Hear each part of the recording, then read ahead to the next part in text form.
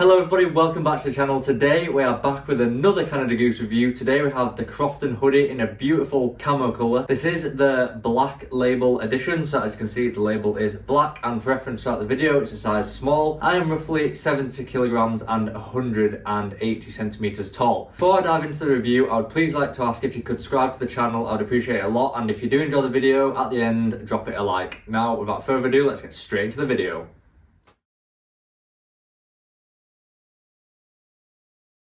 If you've been watching this channel for a while, you'll know that I like to put the jacket on just so I can show the features a bit better. But before we dive into those, I would first like to talk about the materials that this jacket is made from. Firstly, it is a down jacket and it is a 750 fill, which is quite high on the fill scale. Like, that is providing some warmth, and let me tell you, I'm grateful to be wearing this jacket today because it is pretty cold outside. This jacket is a TEI 1 rating on Canada Goose's scale, so it is rated between positive 5 degrees and minus 5 degrees. It's perfect for the UK winters really, and it is super duper light. Definitely the advantage of having a down jacket is just how light they are and how well they can fit in your bag, and this actually packs into itself, which is a feature that I'll show and reveal a bit later in the video. The material on both the outside and the inside of this jacket is the Featherlight Ripstop Shiny material by Canada Goose. It's not something that I've tested outside, but just wearing it indoors, it does feel super duper nice. It's light, it's soft, and it's everything that you'd want from a down jacket. It is water repellent, it is wind resistant, and it is durable. Now I would just like to touch on the point of durability a little bit. So it's advertised as durable, but this is the case for a lot of down jackets, not just Canada Goose. In my opinion, they're really just not. If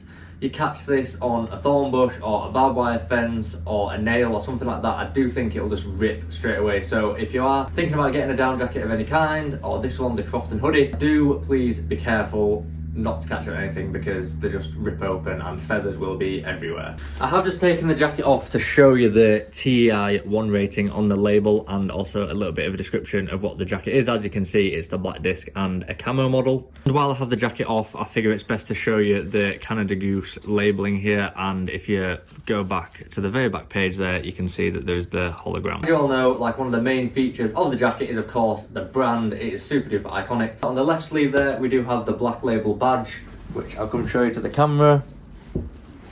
So yeah, that's just essentially the normal logo, but it's all blacked out, and it does blend in with this camo extremely nicely. And yeah, that is a feature I'm going to say of this piece, is the camo. I absolutely love it. It is incredible. When it first came, I wasn't the biggest fan. After having it for a little bit of time now, doing this review on it, I absolutely love it. Awesome colourway. It is worth noting that this is last year's model, and I did pick it up on a bit of a discount at Flannels. More on the pricing a little bit later in the video. So first real feature then, the zip. So we do have here a chunky YKK zipper and a bit of branding on the thing there. It's also worth noting there is some branding on this inside piece here, which I'll show you to the camera.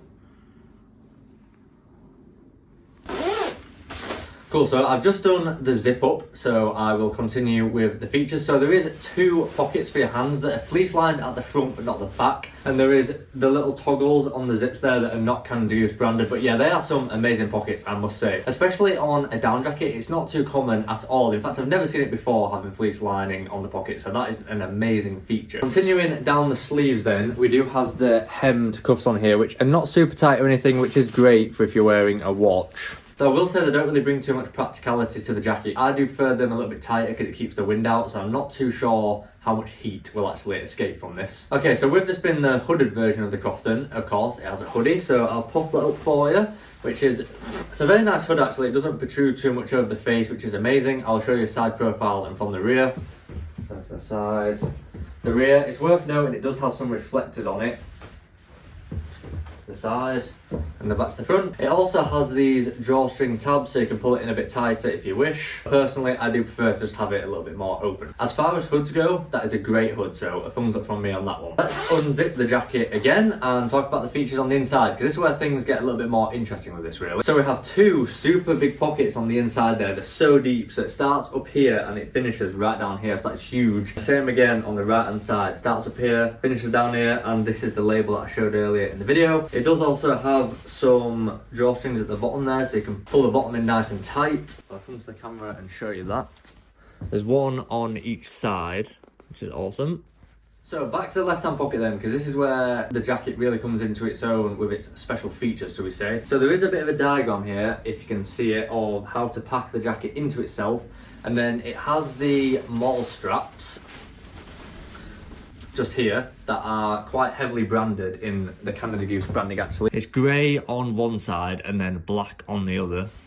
These mall straps are detachable and then you pack the jacket away and then wear it like a man bag. So I will demonstrate that to you. Before I do that, I'll show you how it looks with the mall straps on. Put the mall straps around me as well. So the idea is you're shopping or you're indoors, just for whatever reason you're too warm, even if you're outside and you get too warm, you can just pop it down, pull your arms out of it, and then you can wear it a bit like a backpack. Now personally I would probably never do this, but I do know for some people they absolutely love this feature. So this is kind of what it looks like. Give you a little 360. That is a feature of it, and these straps, as I said, they also double up as turning the coat itself into a bit of a man bag. It seems that first you need to unpop the poppers. So there's just some poppers here that are on both sides of the jacket, and they do have a little tab again telling you what size the jacket actually is. There is also the sizing piece here as well, so plenty of places to tell you the size. On the jacket there's the popper here and there's another popper at the other side, so I'll pop them off. Off camera I did take this mall strap off, so as you can see there's the buttons on it, there's this side with the size that I'm going to show to the camera again to be fair. I will now try pack the coat away and then we'll get this out later to make it into the man bag. Because the label is still attached, I'm not going to be able to do it 100% properly, but I'll do my best. This is the left hand side pocket, right? I'm going to show you the camera. There's actually a little description of what to do. And then you'll see inside you have the original colour of the coat in the one big pocket, but then the pocket it folds into has a different pattern on the inside, so you want to go into this one. You want to turn it inside out, just this silver bit. I'm not sure if it's a different colour on different coloured coats. You'll see these two loops, so there's one here and one here, and that is what the strap attaches to. So once you've got that roughly inside out, you're going to want to just start stuffing your jacket inside it. But it does still have a bit of camo print on it, which is very cool. I do like that a lot.